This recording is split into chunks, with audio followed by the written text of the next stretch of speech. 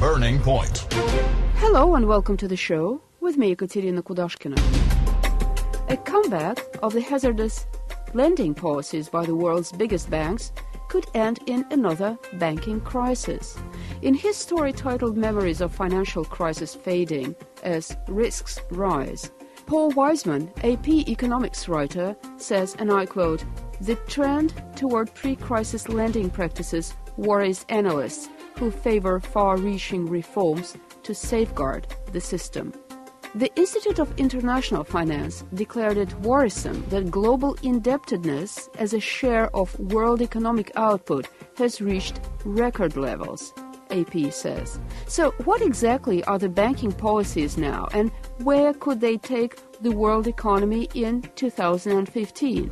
This is something we're discussing with our guest speaker, Peter Koenig, former World Bank economist and independent financial consultant based in Zurich, Switzerland. I think there is what we would call an impending banking crisis. A new banking crisis is looming on the horizon, I believe. And then, of course, there are many layers to this banking crisis and many elements to it. And if I may, I would like to perhaps address three of them, which give clear signals that something is not correct and will not be sustainable over time. The points that I would like to make are not necessarily listed in order of priority because they are related.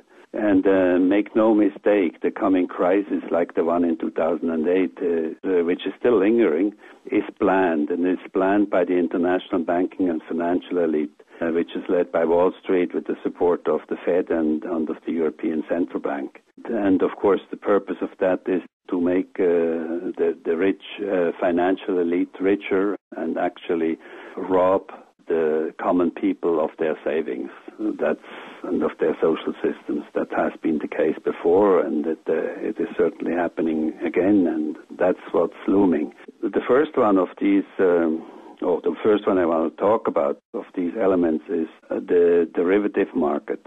It's frightening. There are currently an estimated way over $700 trillion globally outstanding in derivatives. And some people say it's even over a quadrillion, but I'm conservative. I think this is probably a good enough figure because it doesn't really matter at this point. Even the 700 trillion is about 10 times the global GDP of 72.6 trillion, an estimate for 2014. And of that, you look at the 5 largest U.S. banks, they alone have each more than 40 trillion in derivatives exposure. If they decide tomorrow to call in their debt at once, or even in part, it would create a worldwide tsunami with possibly a resulting collapse of the Western monetary system. Today, about 6 U.S. banks control 2/3 of all banking assets, and that is considerably more than it was in 2008, when the figure was, for the same banks, just over 40%. So this is a big risk, the derivatives. And of course, there's no regulation which stops a bank to call in their debt. So it can happen anytime. If they don't do it, it's perhaps for now as a means of self-protection. The second point is somehow related and very similar. It's the current gold frenzy. For some strange reason, when the economy is sick, it's like a thermometer, people run to gold. You can tell when it's sick, then they run to gold. As if you could eat gold when the system collapses. That, of course, doesn't happen, so it is really not of much use other than symbolic. This happens before every crisis, and it happened before 2008, and is now happening again. But now, the banking deregulation is allowing every form of speculation in the interest of profit-making. It happens to an extent that is really insane. Our guest speaker, Peter Koenig, former World Bank economist and currently an independent financial consultant based in Zurich, Switzerland. Burning Point. The whole system, the blood, or so to say, of the financial system all over the world is not supported by any material substance. Absolutely, that's correct. You know, since Nixon in 1971 abandoned the gold standard, all the Western monies were tied to, meaning that every currency had a convertibility ratio the currency could be converted into gold. When that standard was abandoned in 1971, then automatically and de facto every Western currency became fiat money. Fiat money means it's free to be printed by central banks according to their needs and doesn't need to be backed by anything. Not even really by the national economy, as we see very clearly in the U.S., where money printing goes on to cover every debt. Every war that is financed requires new money. And in the U.S. it's relatively easy because so far most of the rest of the world has been buying the U.S. debt, especially China. Altogether probably about 50% of the U.S. debt is abroad. So money printing is relatively easy as long as people don't react to it. And they haven't reacted to it simply because the U.S. has a very, very strong military power, and countries are just simply afraid not to accept the dollar anymore as a reserve currency. But as you probably know, that has already drastically changed in the last 10 years or so, and nobody really talks about it. That 10 years ago, about 90% of world reserves were held in any form of U.S. dollar-denominated papers. Today, that has diminished to only about 60%, and it's shrinking even further. And so gold, therefore, is again highly in demand, especially of those countries who love their currency and would like to keep their currency stable. One of those countries is my country, Switzerland. Switzerland launched a referendum, as you probably have heard. It made somehow headlines around the world, which requested the Swiss central bank to gold to cover the reserves to about 20%. I think 20% of the reserves should be gold. That was the referendum asked for. Currently, it's about 7%. That would have meant massive gold buying for the central bank, which would have affected the whole monetary system and, of course, the value of gold. And again, money is so far not backed by anything else, and gold alone, what would it do? You can't really do anything with gold other than feed an illusion, I think. But anyway, the referendum was defeated, and by 3/4 of the people. But that mostly, and I mean this is also very controversial, this happened because there was, at the very end, nobody thought it might pass. But it grew in acceptance until about the month before the vote. It had almost 50% of yes sayers of the sovereign. And then the central bank and the government and, of course, the financial industrial lobbies were massively campaigning against it. And eventually it was defeated by 3/4 of the people, of those who voted. Mm-hmm. But anyway, gold is really a problem. The other, on a much larger scale, what I said is really insane. The banks are now issuing paper gold. They probably always had, but in certain measures. But now these certificates of gold that far exceed the available physical gold. So there are certificates which sell future gold. We're discussing current banking policies and where they could take the world economy in 2015 with our guest speaker Peter Koenig, former World Bank economist and currently an independent financial consultant based in Zurich, Switzerland. Burning point. What's the point in that?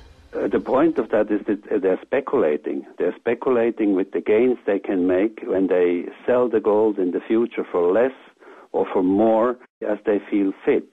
It creates, for the banks, it creates an asset if they have gold, even though it's not physically available. But that is absolutely crazy. I mean, the whole approach, the whole structure goes virtual. That's absolutely right. It is crazy.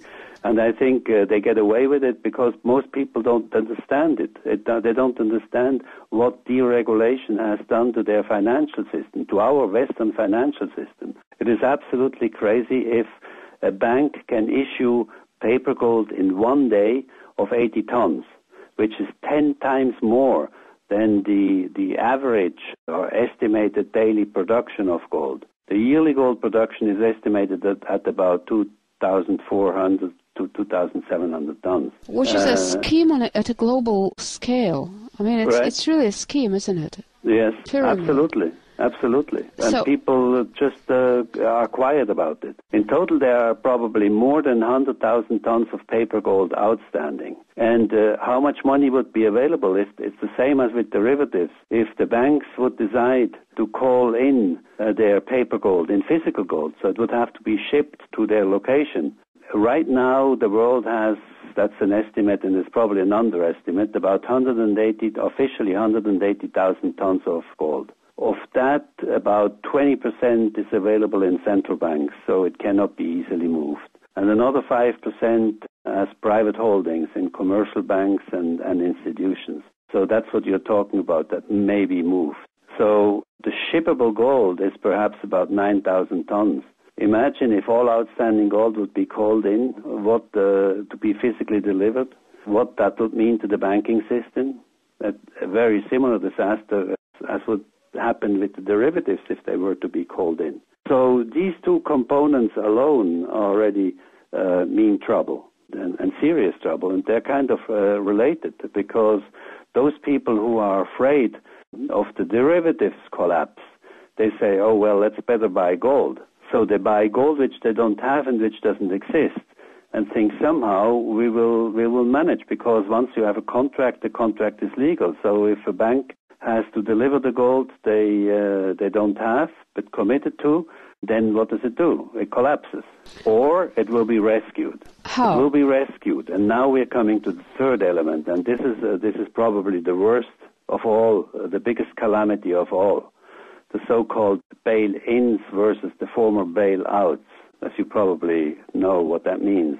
In 2008, the too big to fail banks were bailed out by public money, basically by your tax money. This is no longer so. There is this so-called Dodd-Frank U.S. Banking Act, which says that the future insolvent banks have to rescue themselves by bail-ins, which means literally confiscating money from depositors and shareholders. And that also goes pretty unnoticed. This is a law that in the U.S. has passed, and it has been recently passed also by the European Commission. So there's almost no way out, and it has been rubber-stamped, and that is the interesting part. On the weekend of November 16th, at the G20 meeting in Brisbane, they endorsed the proposal, which is called, has this fancy name, it's called Financial Stability Board's Adequacy of Loss-Absorbing Capacity of Global Systematically Important Banks in Resolution. Nobody really understands what it means, but it basically means that there is a Financial Stability Board that can decide now. The US has it, the European Commission has it. The Financial Stability Board can decide which bank is insolvent and how it has to rescue itself. This completely changes the rules of banking as we know it. And mind you, and this is another important factor, the G20 have no international legal standing. They are self-nominated, self-designated group of elitist countries, or rather their leaders, who have decided to rule the world. There is no UN resolution approving the G20 as a legal international entity, a decision-making organization, nothing at all. They can even decide, the G20, they can even decide to exclude a leader they don't like, as the G8 did, as I remember, the G8 is a concentrated form of the G20. When they recently decided that they didn't like President Putin, they just excluded him. Mm-hmm. And it's now called the G7. Terrible. Mm-hmm. So that's the freedom. They have absolutely no legal standing, yet they decide over the savings and social systems that the people have worked for all their lives, how it should be managed, and when it can be stolen. So this illegal group of so-called world leaders, all of course follow the destructive neoliberal doctrine. They have decided that the too big to fail banks, some people abbreviate them the TBTF banks, should stay in business, whatever comes, but no longer with tax money, but with the savings of their clients. Sir, thank you so much. And just to remind you, our guest speaker was Peter Koenig, former World Bank economist and now an independent financial consultant based in Zurich. In fact, we'll continue to discuss the issue with Peter Koenig in our future programs. And now we end this edition of Burning Point, brought to you by me, Ekaterina Kudashkina. Thank you so much for staying with us. Goodbye and take care.